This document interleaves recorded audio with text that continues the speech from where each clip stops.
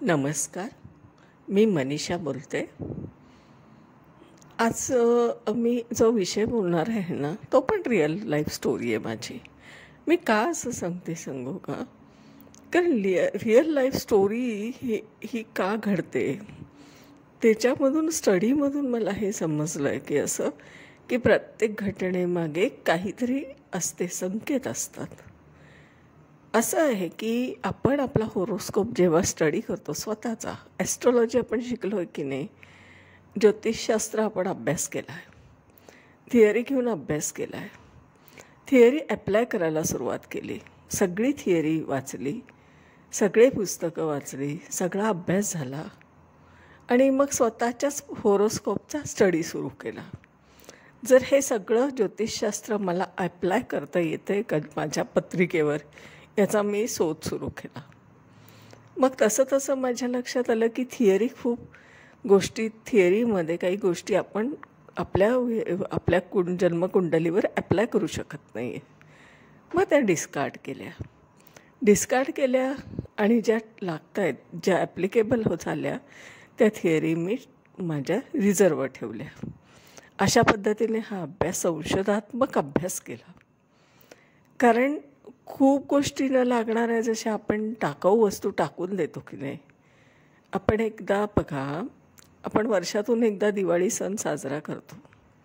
त्या सण साजरा करताना आपण घर आवरायला काढतो. मग आपल्याला नको असलेल्या वस्तू आपण टाकून देतो, ज्या युजफुल नाही आहेत, आणि घर स्वच्छ करतो आणि मग ते घर आपण मेंटेन ठेवतो.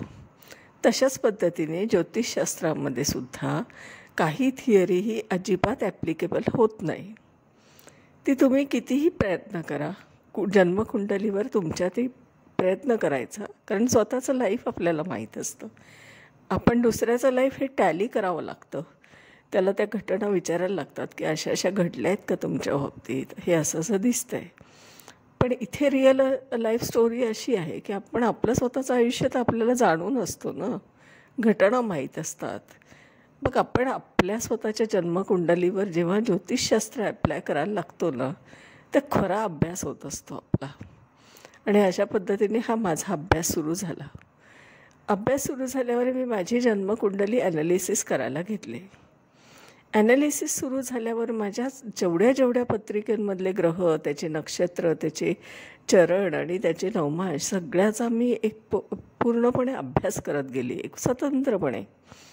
आता मी आज माझ्या पत्रिकेमधली जी युती आहे, जी अष्टम स्थानात आहे, जी केतू आणि शनी आणि केतू ही युती आहे, अष्टम स्थानात आहे माझ्या पत्रिकेच्या.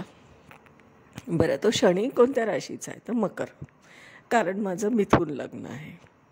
आता मकर राशीचा शनी हा स्वराशीचा झाला. आता मकर रास काय आहे तुम्हाला माहिती आहे? मकर राशीला आपण म्हणतो खूप कष्टाळू. एखादी गोष्ट हातात घेतली की त्या तडीस नाहीपर्यंत ती व्यक्ती त्याचा पूर्णपणे फडशाच पाडते असं म्हणूया, किंवा प्रयत्न करते असं म्हणूया. ते एक जी चिकाटी असते ना, ती असते आपल्याला मकर राशीत आढळते. चिकाटी, मेहनत घेण्याची तयारी, हा जो शनीचा, तिथला मकर राशीच्या शनीचा गुण आहे ना, तो तिथे अष्टमात होता. आता त्याला बरोबरीने केतू आहे. आता शनी आणि केतू ही युती ही ॲक्यूट आहे, अंशात्मक आहे. आता तिच्यात जर काही अंतरच नाही, अंशात्मक झाली ती, तर ती इतकी अंशात्मक आहे की तिची जी काय इफेक्ट आहे ते माझ्या आयुष्यात मला दिसत आले. आता आपण शनी जर अष्टमात असेल तर आपण म्हणतो त्याला लॉंग लाईफ असतं, त्या व्यक्तीचं दीर्घायुष्य असते आयुष्य त्या व्यक्तीचं. आता माझ्या बाबतीतला अनुभव सांगते. कसं आहे की सगळ्यांनाच ज्ञात आहे की करोना काळ आपल्या सगळ्यांचा झाला. सगळ्या जणांना आयुष्याला एक चॅलेंज आलं होतं.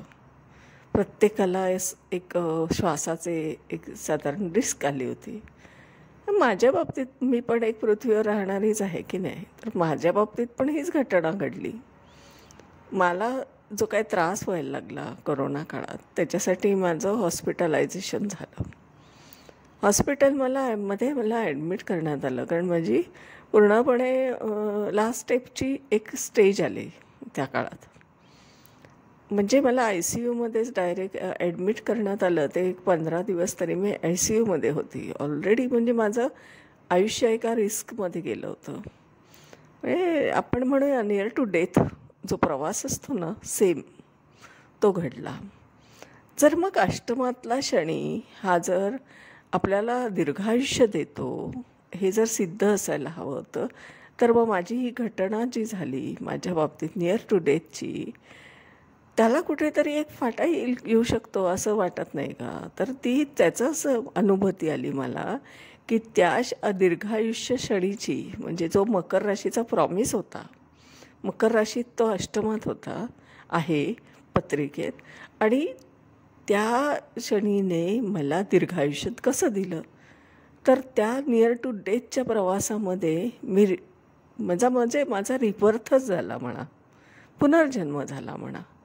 जे काही आपल्याला मेडिकल हेल्प मिळाली, जे काही माझे घरातले कुटुंबीय खूप काळजीपूर्वक मला वाचवलं त्यांनी त्या प्रकरणातून. व्यवस्थित ट्रीटमेंट मला मिळाली, औषधं मिळाली, डॉक्टरांनी शर्तीने प्रयत्न केले मला त्या मृत्यूतून बाहेर काढण्याचे, आणि माझा रिबर्थ झाला. आज जी मी बोलते ती त्या फेजमधून गेलेली आहे. तर तो जो शनी आहे ना अष्टमातला, तो लॉंग लाईफ असं देतो, हे लक्षात घ्या. काहीतरी घटना घडली आहे आणि परत एकदा रिबर्थ झाला आहे, हे घडलं आहे माझ्या बाबतीत. मग त्याच्याबरोबरीने केतू आहे. आता केतू काय आहे? केतूला दृष्टी नाही. मी सांगितलं आहे की तो काय आहे, बॉडी पार्ट आहे. राहू काय आहे, हेड पार्ट आहे. कालच मी व्हिडिओ बनवला आहे राहू, माझ्या जन्मकुंडलीतला राहू हा, याने मला काय देऊ केलं हे मी तुम्हाला काल सांगितलं कालच्या व्हिडिओत, तर जरूर ऐका. आता केतूने काय दिलं असेल बरं अष्टमातल्या, जो शनी बरोबर आहे. शनी केतू ॲक्यूट युती आहे, म्हणजे अंशात्मक युती आहे. आता त्या केतूचं कार्य काय घडलं माझ्या कुंडलीत, तर केतूला दृष्टी नाही. केतूला दृष्टी नाही तर मग त्याला फक्त बॉडी पार्ट आहे. मग त्याला कमांड द्यायला जर कोणी नाही आहे, जर विचारांना कमांडच मिळत नाही, म्हणजे आपल्याला विचारशक्तीचा जो पार्ट आहे तो राहूकडे, आणि तो राहू द्वितीय स्थानात आहे. जर मग केतूला काहीच दिसत नाही आहे, बुद्धी म्हणजे विचार करण्याची क्षमताच नाही आहे, तर त्याचा काय प्रवास होऊ शकतो? तर तो इनर प्रवास करायला लागला. जो केतू आहे त्याचा इनर प्रवास सुरू झाला. आता इनर प्रवास असा सुरू झाला की हा रिबर्थ, आणि त्याच्यामध्ये शनीने दिलेलं हे फलित, आणि केतूचं दिलेलं ते एक देणं, म्हणजे जे म्हणतो ना आपण एक चांगलं देणं. माझ्या बाबतीत त्याने माझा इनर प्रवास सुरू केला. एक इनर प्रवास करणं म्हणजे एक असीम शांतता मिळणं असतं. कारण जगात आपल्याला काही घेणंच नसतं, कोणाची स्पर्धाही नसते, आपल्याला कुठे काही खूप मोठी अप्रूपही वाटत नाही. यश आलं काय, अपयश आलं काय, आपण एका संयमित विचारांमध्ये राहतो, संयमित स्थितीत राहत असतो. तशी अवस्था माझी सुरू आहेच, म्हणजे झाली म्हणण्यापेक्षा ती पहिल्यापासूनच होती, आणि ती आता वाढीच लागली असं म्हणूया एका विशिष्ट ट्रान्झिटमुळे. तर ती जी वाढीच लागलेली आहे त्याच्यामुळे काय होतं की माझ्यावर असा काही कुठल्या गोष्टीचा परिणाम होणं बंद झालं की मला काही कुणाशी स्पर्धाच करायची नाही आहे. मला आयुष्यामध्ये काही खूप मटेरियलिस्टिक लाईफमध्ये खूप असा धावपळ करायची नाही, रेट रेस नाही आहे. मला कोणावर काही गोष्टीचं अप्रूप नाही आहे. यश आलं काय ना अपयश आलं काय, याचा एक बॅलन्सिंग सुरू झालं, आणि एक मनाला एक शांतता मिळाली, मानसिक शांतता, मनःशांती, आणि असं अचानक जीवनाला एक वेगळा अर्थ मिळाला, आणि त्या अर्थपूर्ण आयुष्य जगण्याचा एक संधी मला मिळाली, आणि त्याच्यातून मी एक स्वतःच घडत चालली आहे, आणि घडते पण आहे आणि घडत पण चालली आहे. म्हणजे थोडक्यात हा केतू जो आहे ना शनीबरोबर असलेला, याने रूट मला दिलं. रूट म्हणजे काय, झाडाचं मूळ. वृक्षवरती आहे बघा, जमिनीच्या वरती वृक्ष वाढत असतो, त्याची मुळं ही जमिनीत असतात. तो वृक्ष त्यामुळे उभा असतो. वृक्षाची मुळं जितकी खोलवर तेवढा तो वृक्ष ताठ उभा राहतो. तसंच त्या व्यक्तीचं जर, म्हणजे माझं केतू हा रूट आहे, तो घट्ट धरून बसला आहे. सगळी जी आहे गोष्ट त्याने ती एक शक्तीने पेललं आहे ते आयुष्य माझं. आणि त्याच्याबरोबर शनी हा कर्माचा कारक आहे. तो पण माझ्यासाठी तिथे देणं देतो आहे. ट्रान्सफॉर्मेशनचं ते स्थान आहे. म्हणजे काय तर आयुष्यात होणारे बदल झाला ना. बदल वारंवार होत गेला. माझ्या आयुष्यात असं कधीही स्टेडी आयुष्य नव्हतं. सातत्याने बदल झालेले आहेत. म्हणजे असं कळलंच नाही की मी एका विशिष्ट आयुष्यात स्थिरपणे आणि शांतपणे जगली आहे. प्रत्येक वेळेस चॅलेंजेस येणं आणि ते त्याच्यातून नवीन निर्मिती होणं आणि नवीन आनंद मिळणं, नवीन रस्ता चालणं, ज्याला आपण म्हणतो अन्वट वाटा. बघा, शनी आणि केतू अशा काही गोष्टी आपल्याला देत असतो. अन्वट वाटा म्हणजे काय? जर समजा आपल्याला एक पायवाट आहे, त्या पायवाटेने सगळे जातात म्हणून ती पायवाट बनली आहे. कारण ती मळलेली वाट आहे. लोक त्याच्यावरून गेलेले आहेत त्या पाथवेवरून. आपण जंगलातून भटकंती करतो ना, तेव्हा आपल्याला पायवाटेवरून जायचं असतं. कारण आपल्याला माहिती की इथून गेलेली लोक आहेत पुढे आणि त्याच्यामुळे ती पायवाट बनली आहे. पण आपण अन्वट वाट म्हणजे काय? आपण जी पायवाट आहे ती सोडून देतो आणि दुसऱ्या वाटेने चालायला लागतो काट्याकुट्यांमधून. त्याला म्हणतो अन्वट वाटा, ज्याच्यातून कोणी गेलेलं नसतं. अशी अन्वट वाट देण्याचं काम ह्या केतू करत असतो. शनी केतू युतीने काय दिलं? अन्वट वाटा दिल्या. म्हणजे काय दिलं? ज्योतिषशास्त्रामध्ये एक वेगळा आस्पेक्ट दिला मला. ज्योतिषशास्त्र खऱ्या अर्थाने काय आहे ना, हे जाणून घेण्याची एक शक्ती दिली, क्षमता दिली. आणि मग त्याचा परिणाम असा झाला की मला असं लक्षात आलं की ज्योतिषशास्त्राची जी काय थिअरी आहे, जी काय आहे ती खूप प्रमाणात झाली आहे. तेवढी आपण अप्लाय नाही करू शकत आहे. ही झाली अन्वट वाट की नाही? असा हा एकंदरीत विचार करणं ही एक अन्वटच वाट आहे. आणि त्याच्यामध्ये पण असं आहे की मी पुस्तकातल्या कुंडल्या न घेता अभ्यास करते. मग ती पण एक अन्वट वाट झाली. हा सगळा शनी केतूचा परिणाम आहे. लक्षात घ्या, अष्टमातला शनी केतू सातत्याने तुम्हाला बदल देतो आयुष्यात. सातत्याने बदल घडत असतात आयुष्यामध्ये.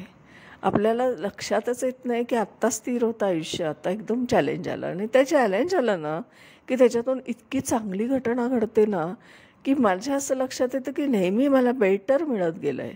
म्हणजे आधीचं सुटलं म्हणून त्याचं दुःख कधीच झालेलं नाही आहे.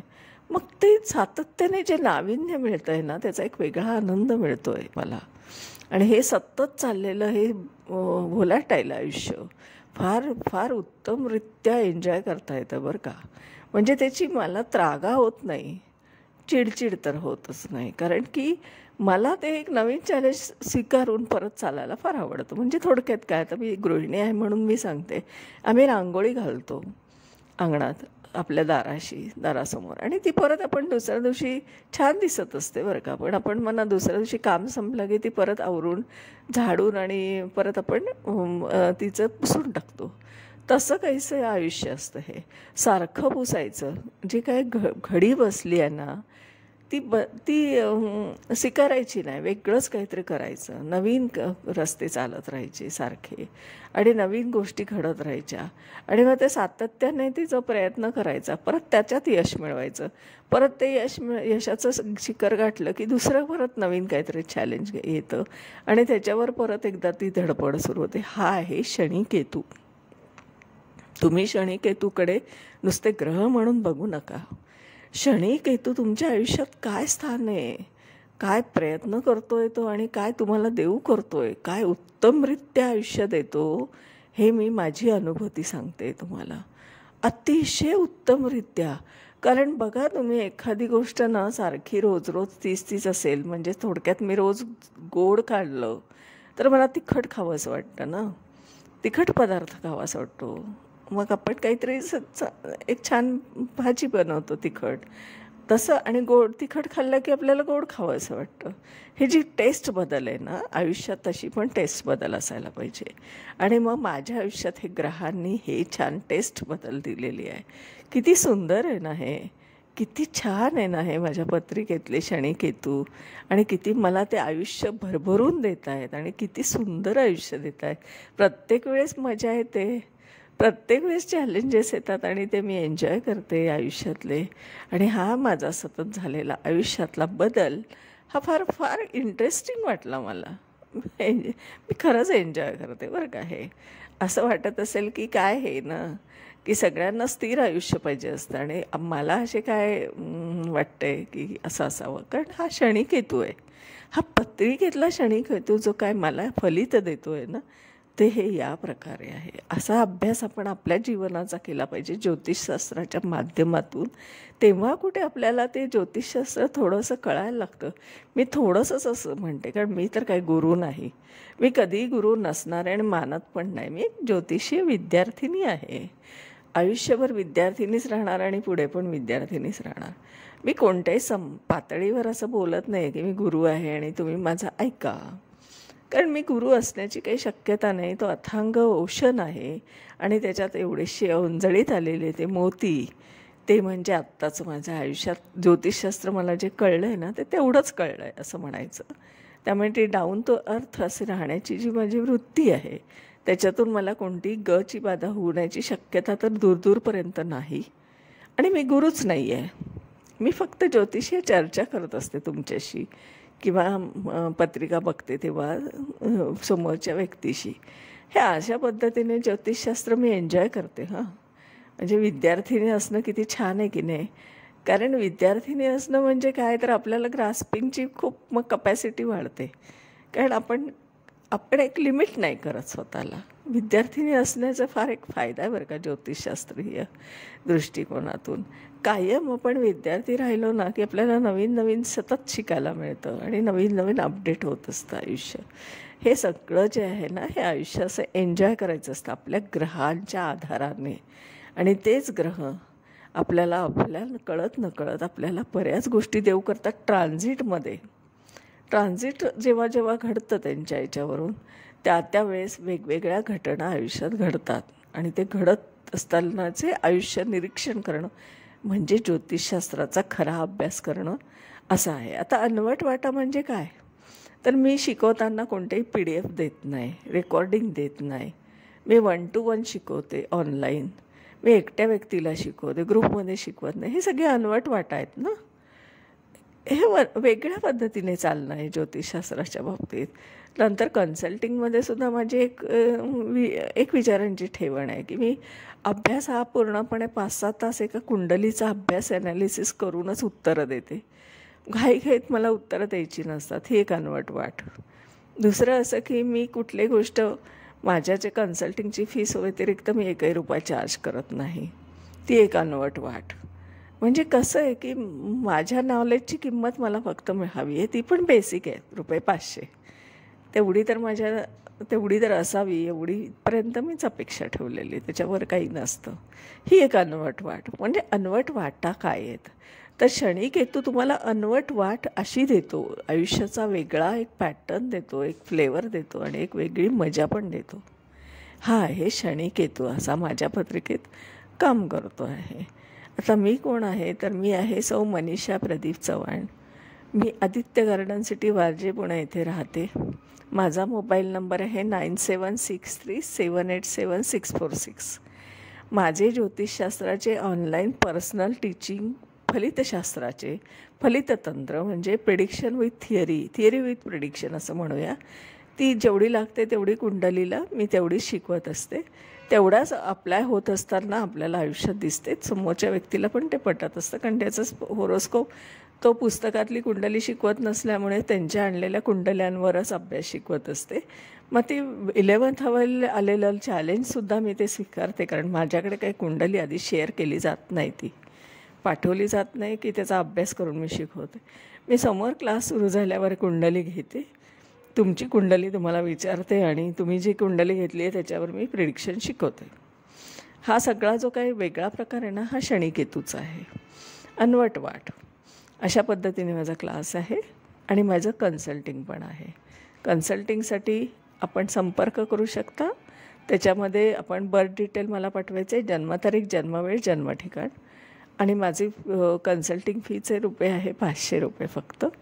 ते आपण पे केले की मी माझा कुंडलीचा ॲनालिसिस 5-6 तास मी तुमच्या कुंडलीचा ॲनालिसिस करत असते आणि त्याच्यानंतर आपण व्हॉट्सॲपला एक तुमची वेळ घेऊन त्याप्रमाणे मी तुमच्या वेळेप्रमाणे कॉल करून तुमच्याशी 1-1.5 तास त्याच्यावर ज्योतिषीय चर्चा करत असते. आणि मग मी त्याच्यातून एक वेगळाच आनंद आपल्याला मिळत असतो आयुष्य जाणून घेण्याचा, आणि त्याच्यातून एक मार्ग सापडत असतो आपल्याला कसं जायचं पुढे. या आलेल्या उभ्या ठाकलेल्या परिस्थितीला आपण कसं टॅकल करायचं, एक प्रॅक्टिकल ॲप्रोच आणि रॅशनल थिंकिंग असतं त्याच्यात. अशा पद्धतीने एक वेगळा अनवट वाटा मी चालते आहे ज्योतिषशास्त्राच्या माध्यमातून.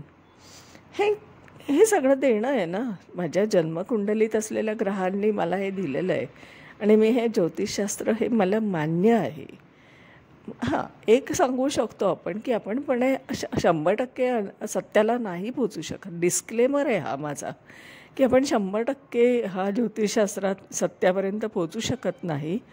तर काय होऊ शकतं, तर आपण 60% आपण सत्यापर्यंत पोचू शकतो, आणि खूप आपण थोडासा जास्त प्रयत्न केला तर कधीतरी शक्यतेने 80% जाऊ शकतो, खूप रेअरली.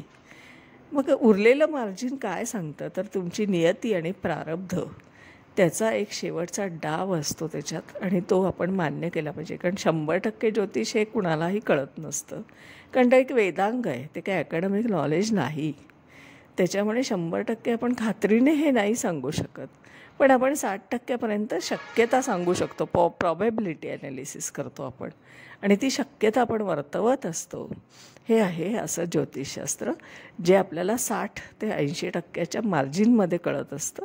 उरलेले 20% किंवा 40% हे नियती आणि प्रारब्ध असतं. शेवटचा डाव नियतीचा आणि प्रारब्धाचा वाटा असतो. हे लक्षात घेऊन मी ते डिस्क्लेमर ठेवूनच मी सगळं ज्योतिषशास्त्राचा अभ्यास आणि कन्सल्टिंग करत असते.